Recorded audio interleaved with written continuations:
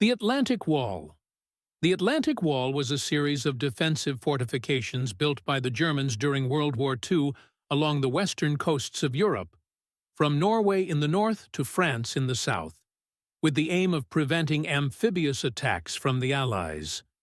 After the Allies successfully invaded most of Western Europe early in the war, the Germans realized the threat of attacks on their occupied territories by the Allied armies, especially after the successful Allied invasion of Sicily in 1943 and their advance toward European shores. Therefore, the German leadership decided to build a long and complex coastal defense line to repel any ground invasion by the Allies, especially after the Allies announced their plans for the invasion of France, which would become known as the Normandy invasion, D-Day, in 1944. How the Atlantic Wall was built. 1. Planning and organization. Building the Atlantic Wall was one of the largest engineering projects undertaken by Germany during this period. Under the supervision of German military commander Erwin Rommel, the Germans distributed tasks to several specialized engineering units to construct the fortifications. Second components: bunkers and shelters. Reinforced concrete structures were built to protect soldiers from aerial and naval bombardment. Minefields. Numerous minefields were planted along the coasts and surrounding lands. Fences and barbed wire networks. These were placed along the beaches to limit the movement of vehicles. Anti-aircraft and anti-tank guns. These were positioned along the line to attack any attacking force from the sea. Naval obstacles. Several barriers were installed in the sea, such as naval obstacles designed to impede ship passage. 3. Materials used. Materials such as reinforced concrete, steel, barbed wire, and mines were used in the construction. The construction was overseen by prisoners of war and forced laborers, in addition to German soldiers. 4th, geographical distribution. The main defenses were concentrated in strategic locations such as the coasts of France, Belgium, and the Netherlands, but the wall was more densely fortified in the areas most vulnerable to attack, such as the Normandy region in France. Construction challenges. Limited resources. By the end of World War II, resources were limited due to the continuous bombing by the Allies of German industrial sites and facilities. Naval blockade. The naval blockade imposed by the Allied forces also affected the Germans' ability to transport the necessary materials for construction. Estimated cost of the Atlantic Wall. Financial budget. Some historians estimate that the cost of building the Atlantic Wall exceeded 5 billion German marks at that time, a large sum given the wartime economic conditions. Materials and resources. Millions of tons of reinforced concrete were used, along with large quantities of steel, barbed wire, mines, and steel pipes to create the defensive fortifications. Labor force. Thousands of workers, including prisoners of war and forced laborers from occupied countries such as France, Belgium, and Denmark, participated in building the wall.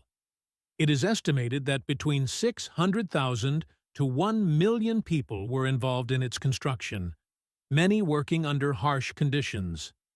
Construction of the Atlantic Wall began in 1942 and continued until 1944. Over time, as Germany's military situation deteriorated, the ability to complete the construction on time became more difficult, increasing costs. The wall's ultimate failure. The Allies managed to breach the Atlantic Wall during the Normandy invasion, D-Day, on June 6, 1944, due to a combination of tactical and technological factors. Although the wall was a massive and complex fortification, the Allies overcame its defenses thanks to their military superiority and well-coordinated planning. Here's how they did it. Air and naval superiority. Before launching the ground assault, the Allied air and naval forces conducted a massive campaign of aerial and naval bombardments on the fortifications along the Atlantic Wall. The goal was to destroy coastal guns, soldier shelters, and minefields along the beaches, as well as reduce the German forces' ability to respond. Aerial bombardment. Allied aircraft carried out raids on German positions, destroying many of the fortifications before the amphibious assault began. Heavy bombers and fighter planes were used to strike strategic sites. Naval bombardment. Allied warships fired artillery on defensive positions along the beaches, helping to weaken the coastal defenses. Deception and misinformation. Operation Fortitude. Before the actual attack on Normandy, the Allies conducted Operation Fortitude, a plan designed to confuse the Germans about the actual location of the invasion. The Allies created dummy armies along other coasts, such as the Mediterranean, and sent fake wireless signals to create the impression that the invasion would take place at Calais rather than Normandy. This deception led the Germans to position their forces in the wrong location, making the Normandy assault easier to carry out. Attacking the weak points of the wall. Although the Atlantic Wall was fortified, there were some weak points that the Allies exploited. Surprise attack. The attack on the beaches was largely unexpected at first, which allowed the Allies to capture some key areas quickly. Careful planning. The Allies used careful tactics in selecting the points to attack. Open beaches such as Omaha and Utah in Normandy were key attack points. Special technologies and equipment. The Allies used new technologies and equipment to help them breach the wall. Amphibious tanks, Sherman tanks. Special tanks equipped to move through water and carry heavy loads participated in the assault on the beaches. Mine removal equipment. Special equipment to remove mines from the beaches, such as mine-clearing tanks and mine detectors, enabled the Allies to secure passageways on the beach. Assault boats. Assault boats were used to transport soldiers to the beaches and conduct landings, supported by artillery and air bombardment. Amphibious tactics. The amphibious assault on D-Day was carefully coordinated between naval, ground, and air forces. This included simultaneous landings. Landings took place simultaneously on 5 French beaches: Omaha, Utah, Juneau, Sword, and Gold, making it difficult for the Germans to respond to the attack all at once. Strategic deployment of forces. Troops were landed in different areas to ensure the distribution of force and avoid concentrating the Germans in one place. Continuous ground assault. After securing a foothold on the beach, the Allies began a rapid advance inland. The Allied forces were well trained and had strong logistical support, such as food and ammunition, allowing them to move quickly, despite German resistance. Weak resistance in some areas. Some parts of the Atlantic Wall were poorly fortified, and there were difficulties in providing reinforcements due to the deteriorating military situation in Germany. Despite fierce resistance in some places, the Germans lacked the capacity to respond quickly due to a shortage of resources and troops. Outcome? Ultimately, the Allies were able to overcome the Atlantic Wall due to their superiority in air, land, and sea forces, along with careful tactics and modern technology. Although the wall was a major obstacle, the Allies breached it quickly, leading to the liberation of France and opening the way for the liberation of the rest of Europe from Nazi occupation. Casualties. Allied casualties. United States. The U.S. forces, the largest contingent in the landing, suffered heavy losses, especially on Omaha Beach. Approximately 2,500 U.S. soldiers were killed on D-Day. United Kingdom.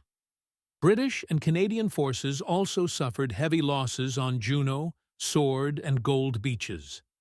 Approximately 1,000 British and Canadian soldiers were killed on D-Day. Other countries. There were also casualties from other countries, such as French exiles, Australians, and New Zealanders. In total, it is estimated that around 4,000 to 5,000 Allied soldiers were killed on D-Day. German casualties. German casualties during the invasion were also significant, but estimates vary greatly due to the complexity of the battle. Casualty estimates for the first day range between 4,000 to 9,000 soldiers. By the end of the Normandy campaign in late August 1944, the total German casualties in the region were estimated to be as high as 200,000 soldiers, including those killed, wounded, and missing. Civilian casualties. While most of the fighting occurred between military forces, there were also civilian casualties due to intense bombardment and the destruction of towns and cities during the battle. It is difficult to determine the exact number of civilian deaths, but it is estimated that several thousand French civilians were killed due to aerial bombings and artillery bombardments.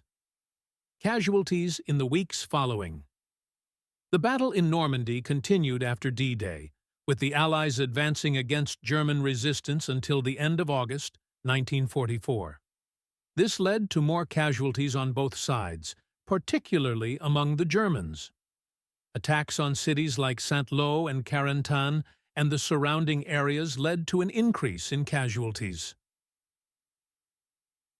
Summary: Allied deaths on D-Day, around 4,000 to 5,000 soldiers. German deaths on D-Day, around 4,000 to 9,000 soldiers. Civilian deaths. Several thousand French civilians were killed due to air raids. Don't forget to subscribe to the channel. Thank you for watching. See you in more stories.